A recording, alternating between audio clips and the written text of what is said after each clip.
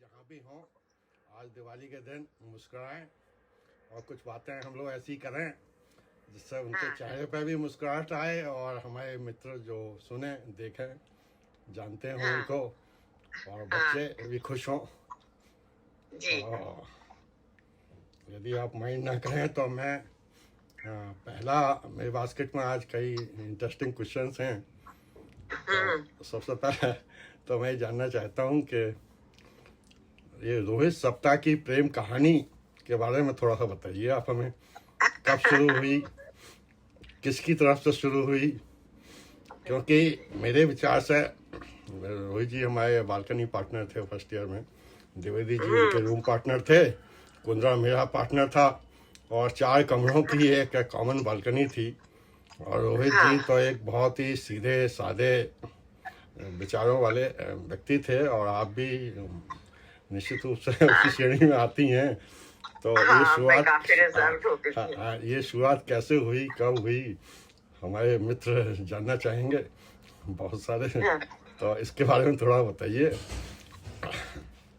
वो हमारे यूँ तो कहाँ लखनऊ कहाँ मुजफ्फरनगर जी, कल्चर भी फर्क है, स्टाइल भी अलग है जी, बातें भी अलग हैं जी, जी, और ग्रुप भी अलग होते थे क्लास में। मैं रोहित के ग्रुप में नहीं थी।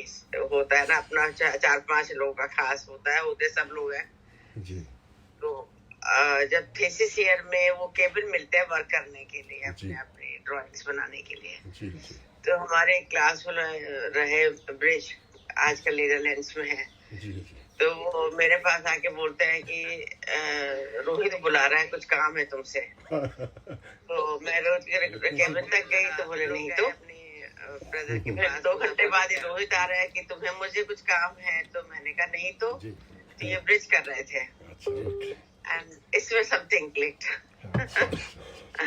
नहीं तो नहीं। तो इतनी और सी फिर हम लोग गए अपनी ब्रदर के पास मुजफ्फरनगर से बात करने के लिए। जी, तो उन्होंने भी थोड़ा प्रैंक खेला। वो बोली हमें तो कुछ नहीं पता इसके बारे में। जी, तो भाई मेरे काफी घबरा गए कि क्या हुआ। सविता ने तो मुझे यहाँ तक भेज दिया कि बात पक्की है और मदर तो कह रही है कि हमें तो कुछ नहीं पता, रोहित ने कुछ नहीं बताया। तो उन्होंने भी थोड़ा ठीक था, सब बढ़िया इसके बारे में। एक्चुअली आपके क्लासमेट अनिल त्रिवेदी जी से बात हो रही थी इस बारे में मेरी। हाँ, वो कह रहे थे कि कुछ रांची में थे, अब बेंगलोर में है। हाँ, वो कह रहे थे कुछ बातें सप्ताह जी को भी नहीं पता होंगी, वो मुझे पता है, उनके यार उनके यार थे। अच्छा। हाँ, ये भी काफी हद तक पॉसिबल है क्योंकि रोहित ज्यादा बात नहीं करते थे। जी, जी। इनसे बात पता लगाना बहुत मुश्किल था। तो वो कह रहे थे हमने प्लॉट किया था, माथुर कोई क्लासमेट था आपका उसके साथ। हाँ, ब्रिज बात और हम लोगों ने रोहित को चढ़ा दिया कि ये सप्ताह ने तो ड्राइंग बोर्ड पे तुम्हारा नाम लिखा है और जो भी समथिंग लाइक दैट। तो रोहित जी चढ़ गए, रोहित जी सौजी भवन पहुंच गए और उन्होंने आपसे जो बात की वो आप उसके लिए शायद तैयार नहीं थी। आपने उसको इजीली लिया और यहाँ से बात शुरू हुई थी। द्विवेदी जी कह रहे थे कि मजाक में ब्रिज है उसने स्टार्ट रोल प्ले किया। जी, जी, जी, जी। और ये अनिल जी कहने पे क्या, ये मुझे आज पता लग रहा है। अनिल जी यही कहते कि हम लोग तो मजा ले रहे थे और हाँ, ये डेस्टिनी होती है, वरना कोई क्योंकि ये जो लखनऊ के लोग थे, विनीता, रोहित, ये लोग इकट्ठे रहते थे एक ग्रुप में। जी, जी, जी। तो मेरा तो मुजफ्फरनगर के होने के नाते ना तो एक्सपोजर था ज्यादा, ना ही मुझे ज्यादा बोलने का या किसी से दोस्ती करने का शौक आता था। नहीं, जी, जी, जी। करा दिया। चलिए, दूसरा क्वेश्चन मेरा यह है कि आपकी तो डबल इंजन की सरकार थी, मतलब ये है कि आप भी कमा रही थी और रोहित जी भी कमा रहे थे। और रोहित जी जब गए तो लगभग 55-57 साल के थे और इस एज में जब वाइफ नहीं कमा रही होती है और बच्चे ग्रोन अप होते हैं, जिम्मेदारियां होती हैं, तो उस लेडी की परेशानियां बहुत ज़्यादा होती हैं। अच्छा ये बताइए, आपकी मैरिज किस ईयर में हुई थी? 74 अक्टूबर। Oh great. तो आपके बच्चे भी 2007 में काफ़ी ग्रोन अप रहे होंगे। जी हाँ बिल्कुल। 2006 77 और 79 बॉर्न है। जी जी। तो 2006 में लकीली दोनों लोग जॉब कर रहे थे, वो दोनों लोग भी, और मेरी डॉटर इन लॉ भी। Great great. अच्छा इससे भी बड़ी बात जॉब कर रहे थे यूएस में। अच्छा इससे भी बड़ी बात यह है कि बच्चों ने वही प्रोफेशन पसंद किया जो उनके पापा का था, और उसी लेगेसी को आगे बढ़ाया। ये भी काफी अच्छी बात है। ये बहुत बड़ी बात है। और मुझे सब कहते थे कि अब यूएस से जाके कोई वापस नहीं आता है जी। लेकिन पहले नमित ने डिसीजन लिया कि मुझे इंडिया आना है जी। और सुमित तो एज पर सर्कमस्टांसेस जैसे रहा कि जब हम यहाँ इंडिया पहुंचे यूएस से इनको छोड़ के जी। तो तब मैंने किसी को बताते सुना सुमित को, मैंने कहा तुम्हारा क्या प्रोग्राम है? बोला बस नहीं जा रहा। तो बल्कि मेरे साथ तो उल्टा ये हुआ था कि मुझे खुशी नहीं हुई थी, मेरे लगा था पैरों के नीचे जमीन निकल गई, क्योंकि एक प्रैक्टिस थी हमारी और रोहित की, और उसमें भी रोहित नहीं थे तो लोग अब मुझ पे कितना ट्रस्ट करेंगे प्रैक्टिस के लिए। और ये तीनों लोग अपनी जॉब छोड़ के कह रहे हैं हम तो अब यहीं पर हैं। तो मैं नीचे अपने घर में बेसमेंट में ऑफिस होता था जी। तो मैं तीनों को लेके ऑफिस में उतर गई। कौन मिलने के लिए आ रहा है वो मेरी सिस्टर इन लॉ जान रही थी जी। मैं इन तीनों को लेके, एक प्रोजेक्ट चल रहा था मेडिकल कॉलेज आजमगढ़, जिसमें करीब 7 प्रोजेक्ट मैनेजर्स थे। तो मैंने तीनों को काम बांट दिए थे, 3-3, 4-4 बिल्डिंग की, इनको तुम स्टडी कर डालो जी जी। स्ट्रक्चरल कंसल्टेंट को बुलाया, सर्विसेज कंसल्टेंट को बुलाया कि इनको ये ड्राइंग्स एक्सप्लेन करिए। और फिर मैंने उनको बोला प्रोजेक्ट मैनेजर को कि अब आप इंडियन बिल्डिंग के लिए सुमित से, नमित से और इरा से डिस्कशन करा लीजिए।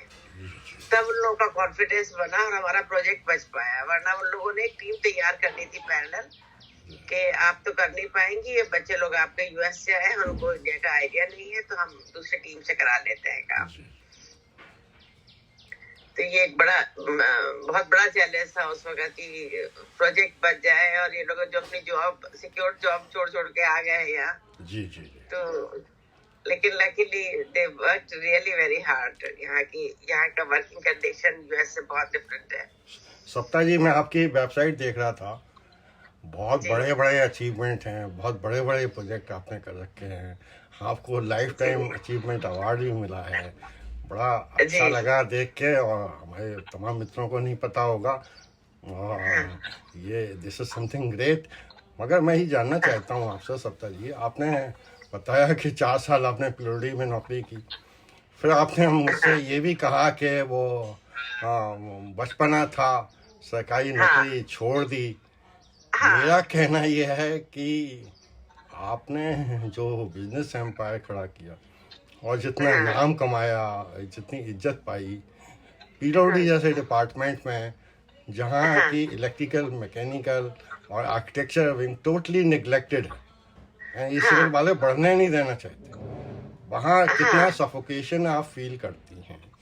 मैं ये सिर्फ जानना चाहता हूँ आपसे कि आप इतने काम किए हैं। सफोकेशन नहीं हुआ वहाँ, जो काम मुझे मिला मैंने अच्छी सिंसेरिटी से किया जी जी।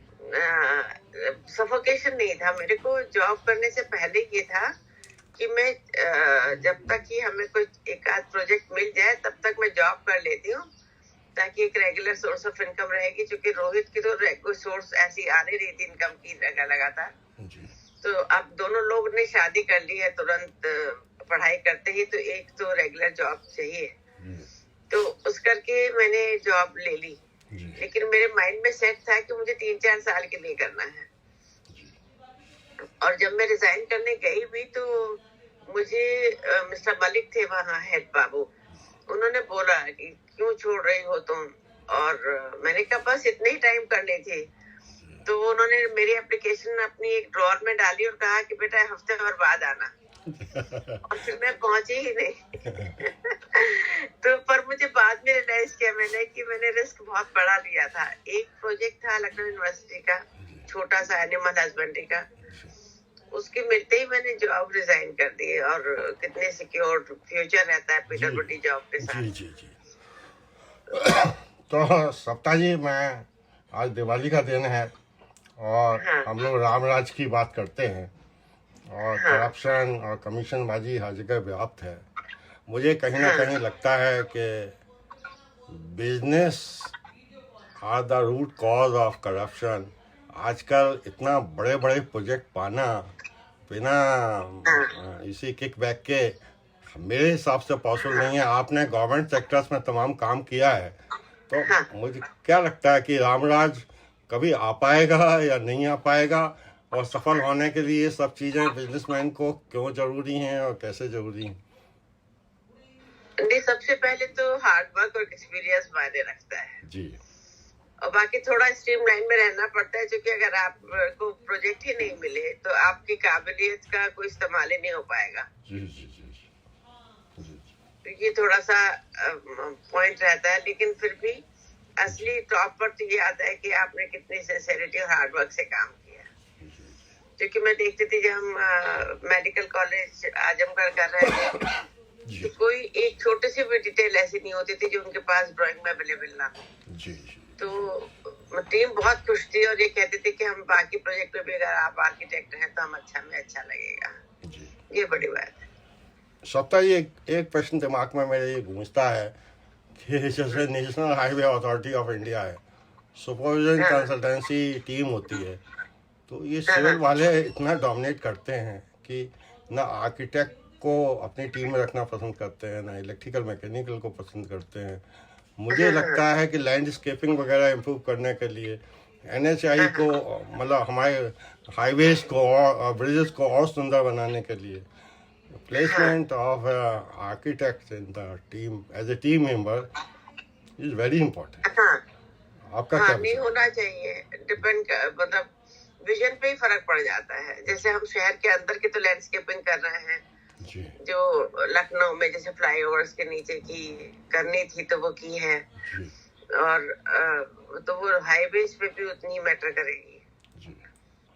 एक प्रश्न मेरे दिमाग में बार बार आता है कि आर्किटेक्ट तो वर्टिकली सब काम कर सकते हैं, मतलब डिजाइन भी करेंगे, प्लानिंग भी करेंगे और एग्जीक्यूट भी कर सकते हैं अच्छी तरह से। मैं पीओडी में देखता था कि सिविल इंजीनियर जनरली सड़क बनाने में इंटरेस्टेड रहते थे और बिल्डिंग को आर्किटेक्ट विंग को पूरी जिम्मेदारी देना पसंद ही नहीं करते थे। ये बेईमानी है। पढ़े लिखे लोग जहाँ जितना डोमिनेट करते हैं, वैसे तो हम लोग रोते हैं कि IAS ने इंजीनियर्स की नाक में दम कर रखा है, मगर सिविल इंजीनियर्स भी जहाँ मेजोरिटी में होते हैं वो बाकी लोगों की नाक में दम कर देते हैं। पीडब्ल्यूडी में तो स्पेशली बहुत डोमिनेट करते हैं। एक्चुअली वो डिपार्टमेंट सिविल इंजीनियर्स का है बेसिकली। नहीं, ये कोई डिपार्टमेंट तो देश का है ना। ये इस तरह की मानसिकता पढ़े लिखों में आती है, और जब हमें दर्द होता है तो हम दर्द बताते हैं, दूसरे को दर्द होता है तो हमें महसूस ही नहीं होता है। मैं देखती हूँ कि अगर हम वहाँ पे डॉग लेगेड स्टेयरकेस के अलावा कोई दूसरी शेप स्टेयरकेस की डिजाइन करते हैं तो सिविल इंजीनियरिंग डिपार्टमेंट से तुरंत आता था कि इसको आप चेंज कर दीजिए, इसका डिजाइन हमारे पास तैयार है, डॉग लेगेड का वही लगाएंगे। तो वो फ्रीडम नहीं होती थी कि आप डिफरेंट फॉर्म से खेल सके पीडब्ल्यूडी में करते हुए। तो सप्ताह जी, आपने हमें बताया कि रोहित जी 2007 में सैन फ्रांसिस्को में थे और उनको लीवर रिलेटेड सिरोसिस टाइप की बीमारी थी। तो ये बीमारी क्या है, कैसे आप लोगों को कब पता लगी ये बीमारी थी? हाँ, हमें काफी देर में पता, लेकिन ना तो हमने कभी कोई लीवर का पेशेंट के बारे में जाना था जी। और रोहित बहुत सिक्रेटिव थे, बताते नहीं थे कि प्रॉब्लम क्या है। तो कई दफा ये होता था कि ऑफिस में काम करते हुए अगर टॉयलेट के लिए आए हैं तो फिर आधा पौना घंटा वो ऊपर आराम करके फिर उतरते थे। तो मैंने पूछा होता क्या है, तो तब बताया कि मुझे थोड़ा लोअर एब्डोमेन में पेन होता है। तो हमने डॉक्टर गौड़ चौधरी को बहुत मुश्किल से, रोहित साहब गए, जल्दी से निकलते नहीं थे मेरे साथ। मतलब इनको डॉक्टर को दिखाने के लिए हमें सीनियर लोगों की मदद पड़ती थी। कोई IAS चलते थे, अतुल गुप्ता जी, जी जो चीफ सेक्रेटरी रह के रिटायर हुए हैं, जी जी और जो अभी डीजीपी होकर रिटायर हुए के जैन, जी इन लोगों को मुझे बोलना पड़ता था कि मुझे लगता है कि डॉक्टर को दिखाना है, पर रोहित तैयार नहीं है। ये किस ईयर तो में वो पता लोग, लगा आपको कि इनको इस तरह की प्रॉब्लम है? हाँ, ये करीब 2000 के आसपास लगा, ओके ओके। 2001 के फिर आसपास। रोहित जी क्या सिगरेट पीते थे क्या? मुझे लगता है सिगरेट तो काफी पीते थे, हाँ हाँ मुझे और याद है। ड्रिंक्स भी करते थे, पर इतनी नहीं। तो वहां पर यह है कि it was not because of alcohol, it was for unknown reason. Okay okay. वैसे और ये वो फिर वो ये लीवर जो है सिकुड़ जाता है ना। जी जी तो मैंने डॉक्टर से पूछा, डॉक्टर गौर चौधरी से, कि मैंने कोई पेशेंट नहीं देखा है, मुझे कब अलर्ट हो जाना चाहिए या मुझे कब दौड़ना चाहिए, क्योंकि रोज जल्दी बताते नहीं कि प्रॉब्लम क्या हो रही है। तो उन्होंने कहा ब्लीडिंग हो जाती है। तो मैंने कहा फिर? तो बोले कुछ नहीं, सिल देते हैं। तो उन्होंने मुझे ऐसे जवाब दिया जैसे मैं कोई अनपढ़ हूँ। मुझे इस बात का बहुत मलाल भी रहा। तो अभी इत्तेफाक से मेरे को थोड़ी स्टमक डाइजेशन की प्रॉब्लम है, तो मैंने जब उनको कंसल्ट किया तो इत्तेफाक से दोनों बेटे भी मेरे वहाँ पे पहुंच गए हॉस्पिटल, सहारा में आते थे। तब उन्होंने सुमित नमित को बताया कि your father was a very difficult patient, बहुत मुश्किल से आते थे। तुम्हारी मदर सीनियर वीआईपी की मदद लेती थी उनको लाने के लिए हॉस्पिटल। और मुझको बोल रखा था रोहित ने कि आप मेरी बीमारी के बारे में ज्यादा सविता को नहीं बताएंगे।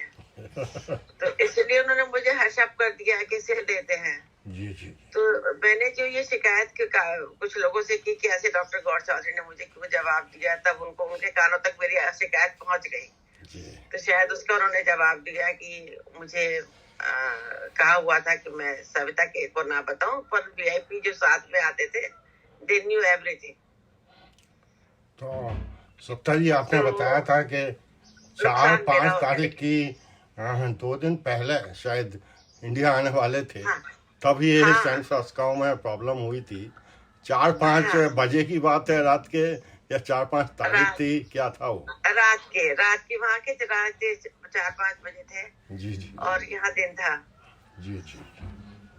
तो उस दिन थोड़ा हम लोग वहाँ वुड्स में और वाइन क्या है ये वाइन यार्ड्स है सैन फ्रांसिस्को में, वो सब घूमने गए हुए थे। जी जी।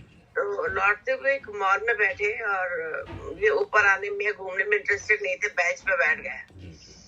तो तब लगा, तब से शायद इनको कुछ प्रॉब्लम हो रही होगी, थोड़ा हो सकता है कि ब्लीडिंग शुरू हो गई हो। रात में खाना आने के बाद हम सूटकेसेस लगा रहे थे। सूटकेस रोज सब अच्छा लगाते थे, बड़ा करीने से, बहुत कम जगह में ज्यादा चीजें लगा लेना। तो लेकिन लगाते हुए बोले कि नहीं, अरे कल के सुबह देखा जाएगा, अभी तो आराम करना है जी। और करीब रात में जब उठे हैं तो जम के वॉमिटिंग हुई, तो टोटली ब्लैक। पहली बार देखा कि मैंने सुना था कि सॉल्ट के साथ ब्लड मिलता है तो ब्लैक हो जाता है। तो मैंने बेटे डॉटर इन लॉ को दोनों को उठाया, तो बेटा तो मेरा देख के बेहोश होके गिर पड़ा दरवाजे के बीच में, आधा अंदर आधा बाहर। और मेरी डॉटर ने लेकिन बहुत हिम्मत से काम किया। पर मैंने उसकी एक सलाह मानने से गड़बड़ी कर दी। उसने कहा वो हमें तुरंत इमरजेंसी चलना चाहिए। जी जी। तो हमें जो वहाँ पे लोकल फ्रेंड्स थे अमेरिका में, डॉक्टर थी यहाँ इंडिया लखनऊ की थी। जी जी। तो उन्होंने मुझे कहा कि उनको मैंने बताया, तो वो बोली कि आप तुम्हारी मत करना, इमरजेंसी में जाने में यहाँ बहुत एक्सपेंसिव है। जी जी। और तुम्हारे बेटे तो अभी बहुत कम टाइम के लिए यहाँ रहे हैं, वो अफोर्ड नहीं कर पाएंगे, तो इमरजेंसी की हरी मत करना। तो मैंने वो उस वक्त नहीं सुना। और यहाँ डॉक्टर्स को फोन किया तो उन्होंने जो दवा बताई कि वो सोएंगे थोड़ी देर, करीब 8 घंटे सो जाएंगे। तो सुमित नमित चूंकि इंडिया आ रहे थे, तो उनका दोस्त भी एक साथ में हमारे साथ था, तो वो भागा, उसको बताया कि लिक्विड वगैरह लानी है, दवा लानी है। जी जी। और वहाँ रात में अकेले निकलना सैन फ्रांसिस्को में सेफ भी नहीं है, तो 2 लोग गए दवा वगैरह लेने के लिए, और वो सब सो गए। लगा कि अब ठीक कर लेंगे, पर करीब 6 घंटे बाद ही फिर से उठ गए। प्रॉब्लम हुई तो इरा बोली कि अब मैं नहीं सुनने वाली हूँ, अब मैं इमरजेंसी कॉल कर रही हूँ। और इमरजेंसी से लोग आए, तब रोहित ने 2 दफा कहा मुझे अपने वाइफ से बात करनी। हालांकि मुझे कभी वाइफ बोलते नहीं थे, हम लोग टुगेदर रहते थे, तो ना तो मेरा नाम कभी इनके मुंह से बहुत कम मैंने सविता सुना और वाइफ भी कभी नहीं सुना। तो उन लोगों को बोलने के क्या मुझे कुछ कहना है, पर वो मैं सुन नहीं पाई। मुझे नहीं मालूम कि वो 2 सेंटेंस रोहित को क्या बोलने थे, क्योंकि उस वक्त वो इमरजेंसी में उन लोगों ने उनको ले लिया एम्बुलेंस में। हॉस्पिटल में जाके वो बात कर रहे थे डॉक्टर से, हंस रहे थे और कह रहे थे मुझे कल इंडिया जाना है, मुझे ठीक करिए। तब मुझे पूछते अच्छा नहीं लगा कि आपको क्या कहना था, और वो बात मुझे आज तक नहीं पता कि ये 2 बात क्या कहनी थी। तो वहां पे उन्होंने करीब रूम में ही हिलाया भी नहीं रोज सबको कि ब्लीडिंग का केस था। इनके रूम में ही सारा ओटी तैयार किया। बहुत मेहनत की, बहुत दौड़ रहे थे, पूरी रात बीत गई। तो फिर ये था कि इनके हाथ पैर सब बांध टाइट कर दिए गए थे कि कहीं हिले नहीं, और 8 घंटे अगर निकल गए तो सेफ हो जाएगा। वहाँ फिर हमारी किस्मत धोखा दे गई। 6 घंटे बाद फिर से। चलिए सप्ता जी, वो आपने बताया था कि रोहित जी गाना गाते थे, जिंदगी का साथ निभाता चला गया। हाँ, उसकी क्लिप आपने हमें नहीं दी, तो ये तो गाना बहुत सुंदर है और बहुत सुंदर गाना है, और उसका एक एक सेंटेंस से लिरिक्स इतनी जबरदस्त है। जी। तो आपने मुझे यही बताया कि आपके 3 ग्रैंड चिल्ड्रंस हैं एंड बहुत सुंदर हैं, अच्छा परफॉर्म कर रहे हैं।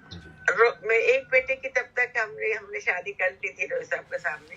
Very good. और वही यूएस में कर ली थी। तो हम उससे अक्सर कहते थे कि भाई मुझे एक ग्रैंड चाइल्ड की इच्छा होती है कि मेरे पास हो, लेकिन वो हुआ तो 2009 में हुआ। तो रोहित नहीं मिल पाए, लेकिन तीनों ग्रैंड चिल्ड्रन पता नहीं कैसे, लेकिन बहुत ज्यादा याद करते हैं, रिलेट करते हैं रोहित साहब की हर आदत से, और ज्यादा से ज्यादा उनके बारे में जानना चाहते हैं। बहुत अच्छे संस्कार हैं, आप लोगों ने संस्कार अच्छे दिए हैं। मैं देख रहा था कि रोहित के पापा भी 1945 के थॉमसन कॉलेज ऑफ इंजीनियरिंग के ग्रेजुएट थे। ईडब्ल्यूडी में हाई पोजीशन पे सेवा की। इसके अलावा उनकी मदर भी साइकोलॉजी की हेड ऑफ डिपार्टमेंट थी लखनऊ यूनिवर्सिटी में। तो संस्कार अच्छे थे, आप लोगों ने संस्कार अच्छे दिए। अगली जनरेशन में भी पूरा परिवार जो लीगेसी रोहित जी छोड़ गए हैं वो निश्चित रूप से आगे बढ़ेगी। मगर मैं ये जानना चाहता हूँ कि 2007 में रोहित जी जब गए और आज 2023 है, तो जो आपका बिजनेस एम्पायर जो है कितना बड़ा, कितना टाइम ग्रो किया? मेरे ख्याल से बहुत किया। उस वक्त हमारे पास एक मेरा मेडिकल कॉलेज था मेनली, और एक एयरपोर्ट था, इंदौर का एयरपोर्ट। तो कुछ ईश्वर की ऐसी कृपा रही कि जब हम सुमित नमित ने ज्वाइन किया थे, 2 मेजर प्रोजेक्ट ऐसे थे कि जिसपे दोनों यूएस आने के बाद बिजी हो गए एक दफा को। सुमित ने इंदौर एयरपोर्ट को संभाला और नमित ने मेडिकल कॉलेज। फिर इन 2 एक्सपीरियंस के बेसिस पे प्रोजेक्ट आगे मिलते गए। अभी आई थिंक 23-24 के करीब तो मेडिकल कॉलेज कर लिए हैं और 3-4 एयरपोर्ट कर लिए हैं, और रेलवे स्टेशन है, तो I think more than 50 times multiply किया होगा। तो मैं जानना चाहता हूँ कि रोहित जी ने जो सपना देखा था वो सपना पूरा हुआ लगता है कि अभी और आगे जाना है? बस चलते ही रहे। सपना तो बहुत हद तक पूरा कर दिया बच्चों ने, बहुत हद तक। बहुत अच्छी बात। और बहुत मतलब लगातार रोहित सबका हर एक के ऑफिस में जितने इनके वर्क टाइम की फोटोग्राफ्स या कुछ है, तो उसकी एक वॉल बनाई हुई है ताकि, और उसको एहसास है बच्चों को कि कितना हार्ड वर्क था इसके पीछे कि उनको तो ये प्लेटफॉर्म मिल पाया। बहुत बड़ी बात है। आजकल के जमाने में जनरली लोअर जनरेशन गैप की बात करते हैं, पेरेंट्स में और बच्चों में विचारों में भिन्नता पाई जाती है। आपके परिवार में इस तरह की कोई बीमारी नहीं है। This is a big thing, और मैं चाहूँगा कि आप लोग इसी तरह से आगे बढ़ते रहें, नाम रोशन करें रुड़की का भी, और हम लोग भी। हमने रुड़की का तो देखिए कितना साथ रहा मुझे। परिवार तो परिवार है। मैं लकी रही कि ऐसे परिवार में आई जहाँ मेरी मदर इन लॉ वर्किंग थी, मेरी सिस्टर इन लॉ वर्किंग थी, तो मुझे वो बेस मिल गया। शायद मेरे आगे की ये स्थिति आनी थी तो मुझे उस तरह का बैकग्राउंड ईश्वर ने दिया। जी जी जी। लेकिन मुझे रुड़की से इसका भी कितना सपोर्ट रहा है। ये देखिए, यूएस में मंजू जैन बॉस्टन से आ गई, विनीता तो वहां पर थी ही, बिजनेस टाइकून, उसी ने सब लास्ट राइट के इंतजाम करा है, क्योंकि आसानी से वहाँ क्रिमेशन नहीं हो पाता है। तो और आशा मेरी क्लास फेलो, रेखा ह्यूस्टन से लगातार कांटेक्ट में थी, और मेरे जो अगली जनरेशन हमारी है, भतीजे भतीजियां, वो अधिकतर जॉब यूएस में ही कर रहे हैं।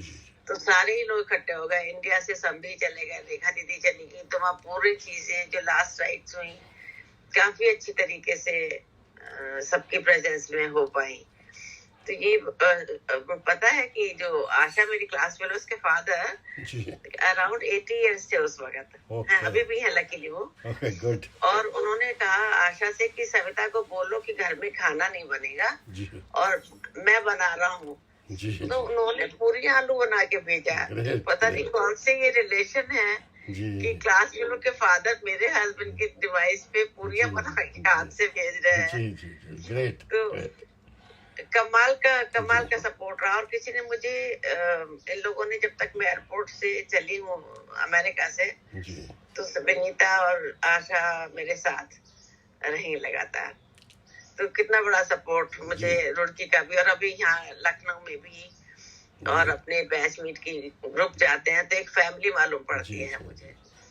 तो सप्ताह जी, आखिर में सबसे पहली बात करेंगे कि रोहित जी ने जो कंपनी खोली थी वो मुड़ाले, ये नाम कैसे आया, इस नाम का क्या मतलब है?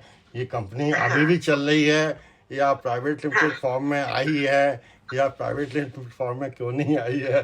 और आप लोगों के शेयर मार्केट में शेयर कब आएंगे, इस बारे में उसके बारे में शायद सोचा नहीं। लेकिन म्यूरल एज का तो ये रहा कि यहाँ पे रेखा, रोहित की सिस्टर रेखा गोयल, राजीव गोयल, हमसे 5 साल सीनियर रहे। वो गोल्ड मेडलिस्ट राजीव गोयल थे, हैं मतलब। तो वो यहाँ लखनऊ में प्रैक्टिस कर रहे थे ऑलरेडी, और रोहित नहीं चाहते थे सिस्टर का ऑफिस ज्वाइन करना। तो उन्होंने अलग से कुछ करना चाहते थे, तो हमने म्यूरल्स बनाने की एग्जीबिशन लगाने शुरू की लखनऊ में। तो 3D होते हैं म्यूरल, से मोज़ेक चिप्स वगैरह से बनाते थे। तो वो हमने बनाने शुरू किए। तब तक ये लोग दिल्ली शिफ्ट हो गए, रेखा दीदी जी। तब हमने अपना ऑफिस लखनऊ में शुरू किया 80 में। आपका क्लास अवध में जो ऑफिस था उसमें हमें रोहित जी से मिलने जाता था। मैं पिरोड़ी के निर्माण भवन में बैठता था। तो जी हाँ, तो वो हमारा गोल्डन पीरियड रहा क्लार्क्स में ऑफिस होना। अपने में एक शांति। एक तो बहुत पीसफुल एनवायरनमेंट था वहाँ पे, लोगों को आने में बेहद कन्वीनियंट था। तो काम अच्छा हुआ वहाँ पे। तो सप्ताह जी, 22 years। सप्ताह जी, वार्ता के आखिर में मैं चाहूँगा कि आप एक्चुअली रोल मॉडल हैं, हो सकती हैं बहुतों की। मैं चाहता हूँ कि बच्चों को, अपने बच्चों को तो आप आशीर्वाद और गाइडेंस देती हैं, यंगर जनरेशन को इस तरह की परिस्थितियों में जो आपने फेस की, बल्कि बहुतों को तो इस तरह खराब परिस्थितियाँ भी फेस करनी होती हैं, इसके बारे में कुछ संदेश दें अपना।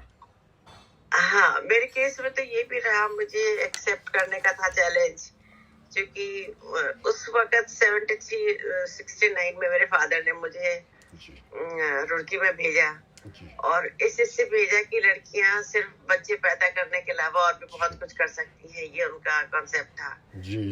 और तो मुझे लगा कि अगर मैंने चैलेंज आज एक्सेप्ट नहीं किया तो ये तो मैं अपने फादर की जो उम्मीदें थी मुझसे, उन पर फिर मैं खरी नहीं उतरूंगी अगर मैं घबरा गई तो। और जहाँ तक यंग जनरेशन है, मुझे तो यही लगता है कि अगर डिटर्मिनेशन से एक फोकस्ड काम करें, जो आपकी जनरेशन ने देखी, हमारी जनरेशन से आपकी जनरेशन को बहुत सारी चीजों का बेनिफिट है। बहुत एजुकेशन लड़के हुए हैं, लड़कियां सबको बराबर मिल रही है, ओपन माइंड है, हर कोई जॉब कर सकता है। हमारे टाइम में जॉब करना इतना आसान नहीं था, लड़कियों का अलाउ करना ससुराल में। तो अब सब ओपन है, तो अगर डिटर्मिनेशन पूरा हो, फुल कॉन्फिडेंस हो, तो अचीव कर लेंगे जो भी चाहेंगे करना। जी जी।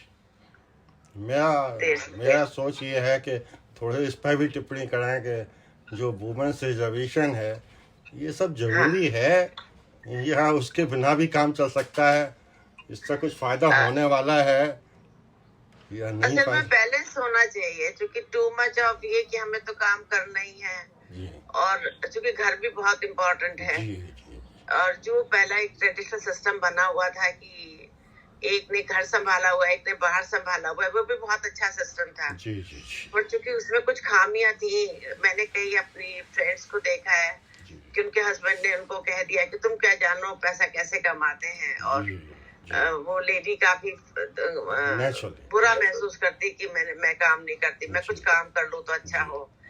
तो ये इस चीज को अगर बचा लिया होता तो ज्यादा अच्छा होता, घर घर बने रहते।